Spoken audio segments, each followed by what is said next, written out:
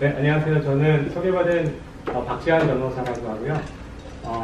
제 소개를 간단히 드리면 제가 전통적인 변호사 업무는 많이 하고 있지 않고 주로 열린 정보 관련된 일을 하고 있어요. 열린 정보라고 하면 정부가 가진 공공 정보를 투명하게 공개를 하고 시민들이 그것들을 잘 쓸 수 있게 하는 그런 역할들을 좀 수행하면 좋겠다라는 취지에서 열린 정보 활동들 여러 군데에서 좀 하고 있고요.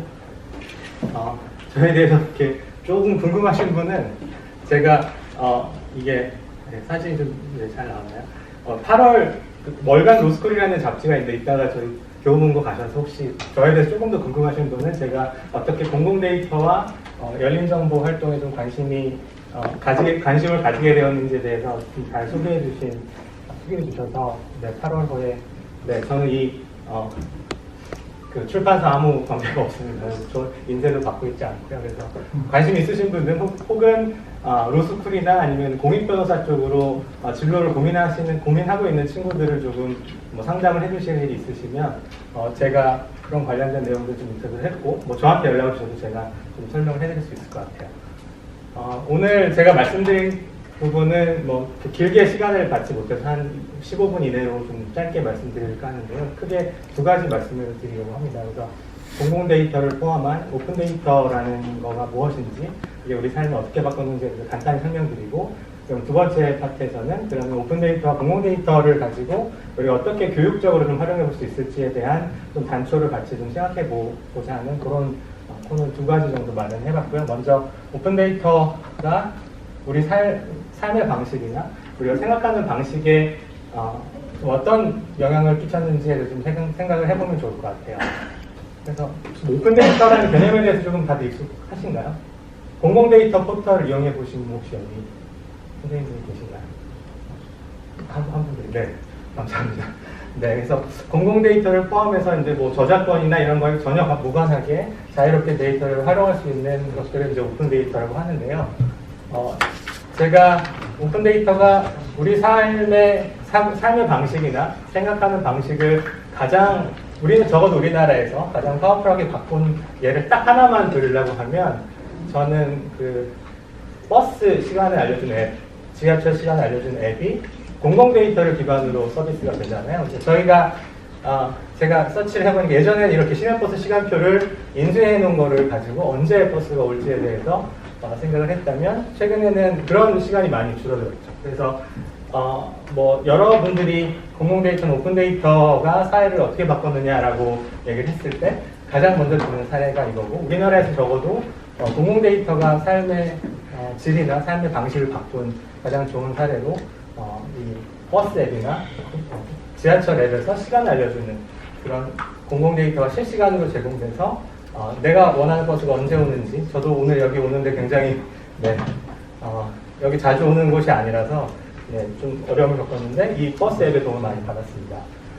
그럼 또 한편으로는 근데 데이터라는 게 공공 데이터 혹은 오픈 데이터가 중요하다고 생각하지만 데이터라고 얘기했을 때 우리 삶과 좀 거리가 있는, 그러니까 전문가들만 좀 할 수 있는, 그러니까 학생들 입장에서 봤을 때도 데이터가 과연 나의 삶과 크게 관계가 있는가 하는 의문이 있고, 혹시 대량살상 수학무기라는 책 보신 분 계신가요? 여기서? 한 분도 안 계신가요? 네, 저 책 관계자는 아니지만 대량살상 수학무기는 올 여름이 가기 전에 꼭 보시면 좋을 것 같아요. 그러니까 데이터가 얼마나 파워풀한 힘을 가지고 있고 그 데이터를 만지는 알고리즘이 사회를 어떻게 바꾸는지에 대한 굉장히 저는 베스트셀러로 알고 있는데 그렇게 많이 팔리지 않았거든요. 그래서 대량산 수학무기라는 책을 좀 보시면 좋을 것 같고, 결국 데이터를 우리 삶에 어떻게 녹여낼 수 있을지에 대한 고민이 좀 있는 시점입니다. 그래서 빅데이터와 위험정보사회라는 이런 책도 있고요. 책 소개를 계속 드리는 건 아닌데, 이제는 행정도 빅데이터 기반으로 한다고 해서 그럼 과연 우리 일반 시민들, 학생들이 앞으로 살아가야 될 그런 일반 시민들이 살아가는 그 세상에서 데이터가 정말 중요한 역할을 할 것 같은데, 과연 우리가 데이터에 대해서 얼만큼 알고 있는지, 그리고 그걸 자유롭게 이용할 수 있는 오픈 데이터, 공공 데이터에 대해서 얼만큼 관심을 가지고 있는지에 대해서 좀 의문을 갖게 되는 시점에 와 있다고 생각을 합니다. 그래서 저는 데이터를 최대한 많은 사람들이 좀 활용을 하고 데이터를 기반으로 사고하고 데이터를 기반으로 행정을 감시하고 데이터를 기반으로 행정을 펴나가는 이런 빅데이터 기반 사회가 좀 저는 빅데이터란 말은 그렇게 좋아하지 않지만 데이터 기반 사회로 좀 사회가 발전했으면 좋겠고 그 주인공은 이제 학생들이 앞으로 살아가야 될 그 세계의 주인공이 좀 됐으면 좋겠다라는 생각이 들어서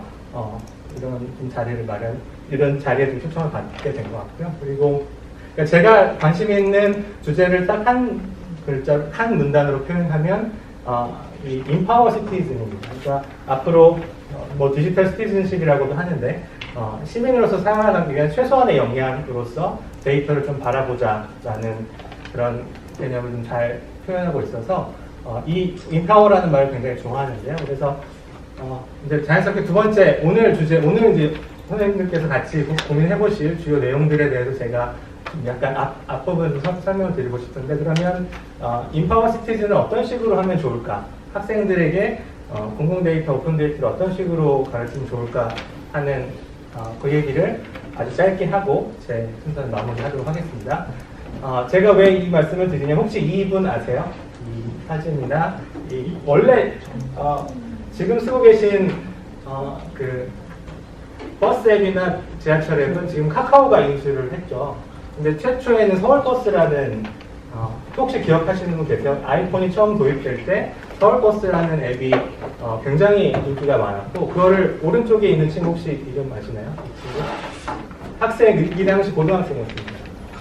이 앱을 만든 친구가 공공 데이터를 활용해서 우리 삶을 아까 제일 처음에 소개드렸던 그런 가장 파워풀한 사례로 드는 그 앱을 만든 친구가 유주환이라는 당시 고등학생이고 이 앱을 바탕으로 성균관대 어디 수시를 합격을 해서 지금은 아마 카카오 입사를 했는지 아니면 개발자의 삶을 살고 있는지 제가 추가로 확인을 못 해봤는데요. 그래서 저는 이렇게 학생들이 데이터를 가지고 사회를 바꿀 수 있다는 중요한 사례를 이 서울버스 앱에서 조금 단초를 찾아보고 싶어서 좀 소개를 드리고요. 그래서 제가 그러면 이 데이터를 교육에 활용하는 걸 어떻게 좀 한마디로 표현할까 요약을 해봤더니 DIE로 요약을 약간 어감이 별로 좋지는 않은데 뉴스페이퍼 인 에듀케이션이라고 NI라는 말씀을 많이 들으셨을 텐데 그래서 데이터 인 에듀케이션 이름은 조금 많이 좀 고민해 주시면 좋을 것 같아요. 그래서 제가 송성민 선생님하고 같이 열린정부 파트너십이라는 정부와 민간이 같이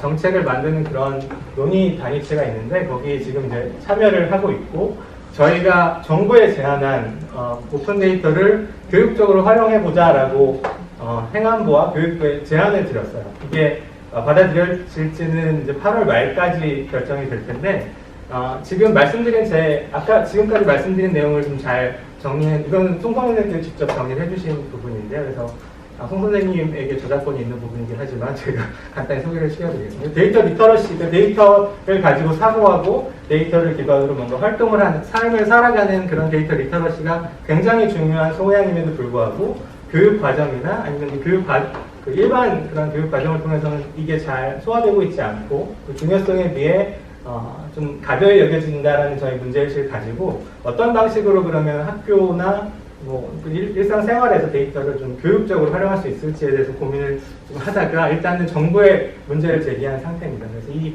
이 정책이 받아들여지면 앞으로 교육부와 행안부와 같이 공공 데이터를 바탕으로 일반 소프트웨어 코딩 과정에 조금 같이 녹여서 교육을 한다던가 아니면 별도 시간을 마련한다거나 이런 식으로 오픈 데이터를 좀 교육적으로 활용하는 방안에 대해서 좀 좋은 아이디어가 많이 나올 것 같고 앞으로 이 정책은 여기 계신 선생님들이 조금 더 열심히 참여를 해주셔야 좀 좋은 방식으로 발전해 나갈 것 같아요. 그래서 제가 몇 개 사례를 소개시켜 드리면서 그 순서를 마무리하려고 합니다. 이게 올해 모질라 파운데이션이라고 혹시 아시죠? 모질라 파운데이션에서 데이터 플러스 프렌즈라는 그런 국제회의를 진행을 했는데 거기서 한 코너 이름이 데이터 플러스 프렌즈인데요.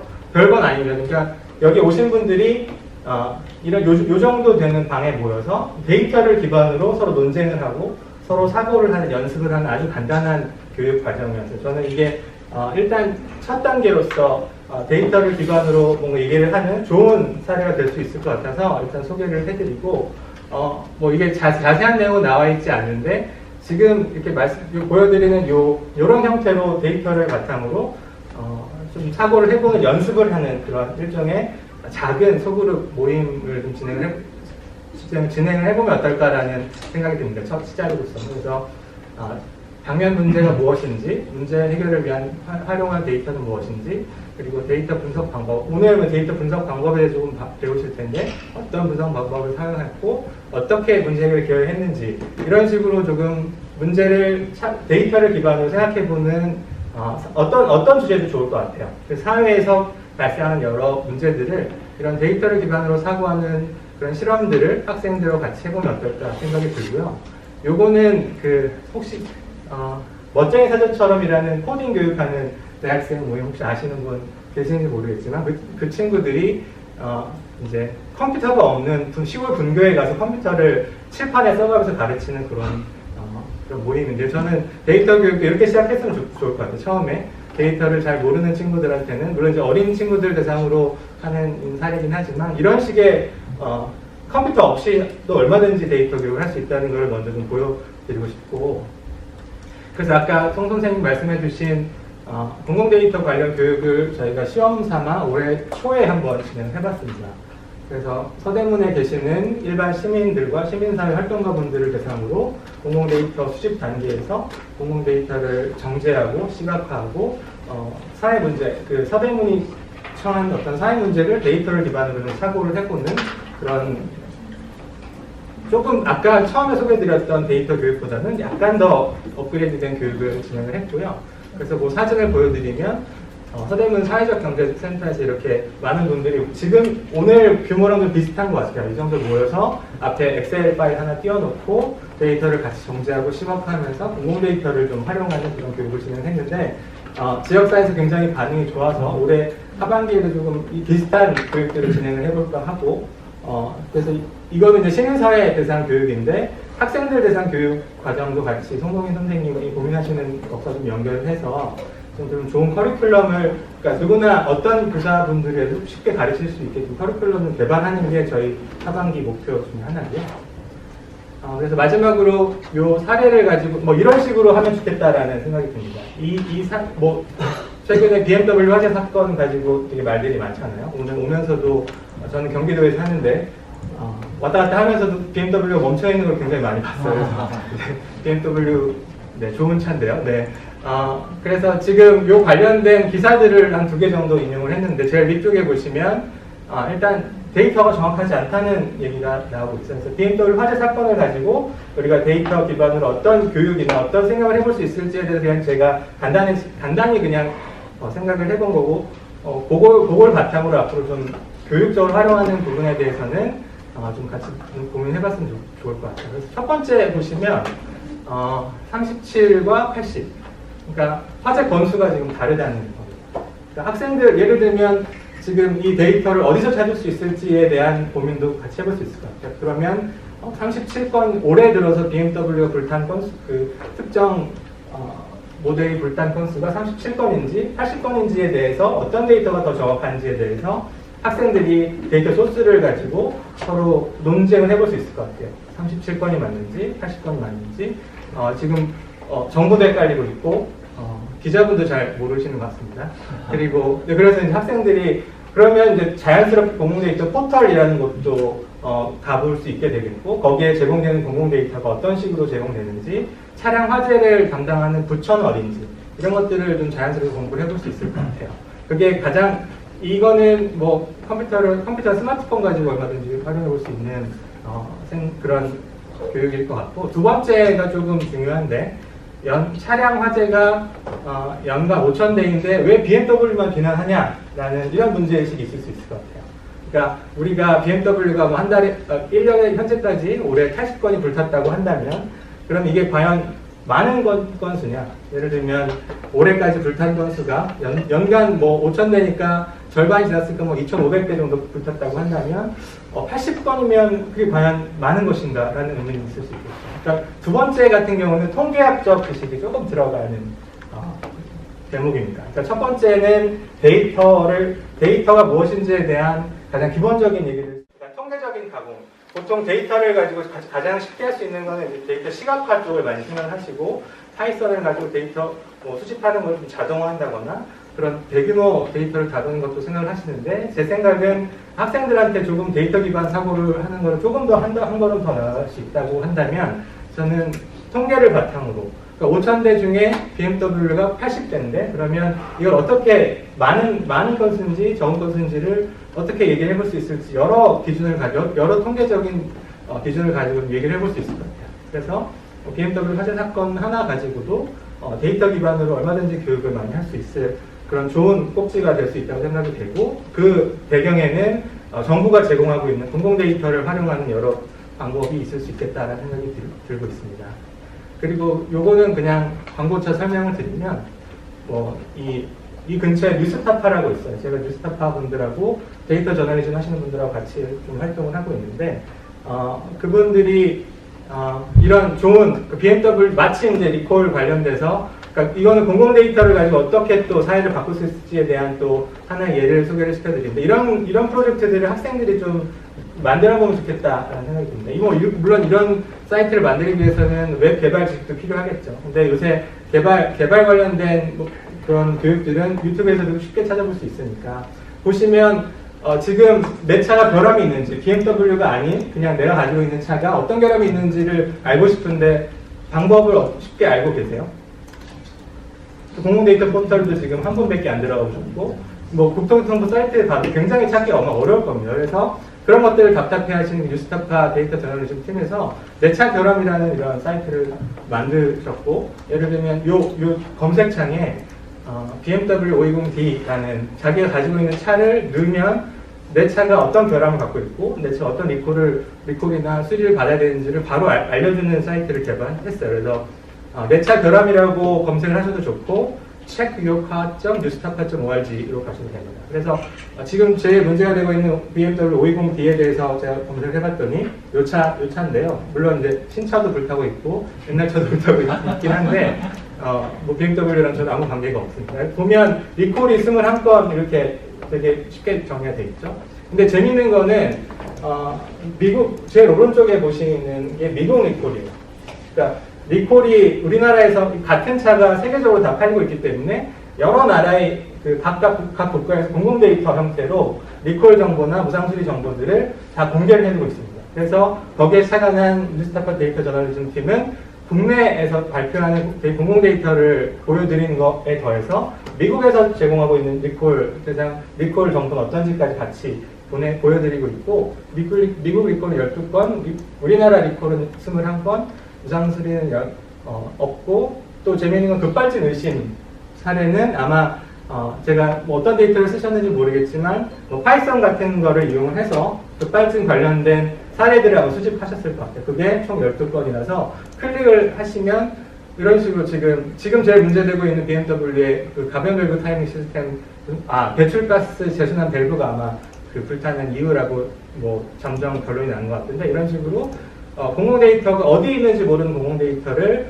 잘 활용을 하면 이런 식으로 좋은 시민들이 쉽게 찾아볼 수 있고, 그러면 이걸 바탕으로 뭔가 내 차에 대한 의사결정을 한다거나 아니면 다음 차를 살 때 의사결정을 하는 그런 좋은 사이트를 만든 사례를 좀 소개시켜 드렸는데, 이게 사실은 물론 뉴스타파에서 굉장히 힘들게 만드셨긴 했지만, 이 정도의 아이디어를 가지고 학생들이 이런 프로젝트를 한두 개 정도 진행을 해보는 방학 기간에 이용한다거나 해보면 굉장히 의미 있는 사례들이 많이 나올 것 같아요. 그래서 오늘 이제 이후에 진행된 파이썬 교육을 일단 잘 받으시고, 그리고 제가 아까 통계적인 부분, 제가 책 관련된 그런 책과 관련된 사항은 아닌데요. 그래서 요 책을 하나 소개시켜드리고 이제 마칠까 하는데요. 잘 보이시나요? 신입탐정의 데이터 분석 입문이라는 책이 있어요.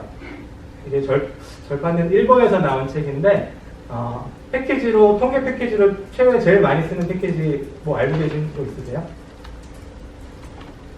통계 쪽은 잘 아시겠죠? R이라는 패키지 혹시 들어보셨나요? 네, R이라는 패키지를 굉장히 쉽게 설명한 패키지, 책입니다. 그래서 보시면 굉장히 쉬운 사례들과 설명이 잘 돼 있고, 이 책을 보여드리는 게 좋은지 모르겠는데, 하여튼 이런 책 저는 송동민 선생님이 교육하시는 파이썬과 제가 이제 소개시켜드리는 R 두 가지 이런 기술을 가지고 있으면 데이터를 기반으로 하는 모든 프로젝트에 굉장히 좀 좋은 기반이 될 수 있다고 생각이 돼서 뭐 이런 R과 파이썬을 같이 가르치는 그런 과정을 좀 앞으로 좀 고급 과정으로 생각을 해볼까 하고요. 그리고 아까 말씀드렸던 그 대량생산 수학 무기와 더불어 또 책 하나를 또 소개시켜드리면 제가 또 재밌게 읽었던 책인데요. 데이터 사회 비판이라는 책이 있어요.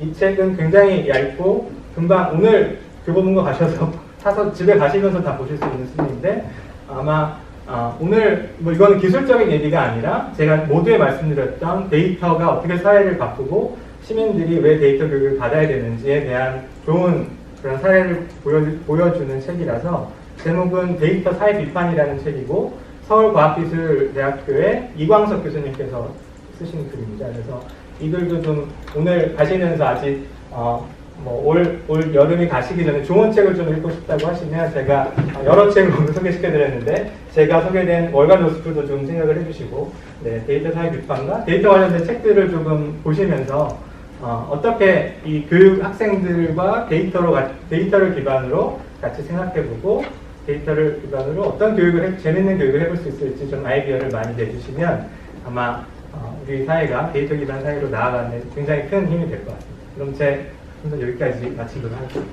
감사합니다.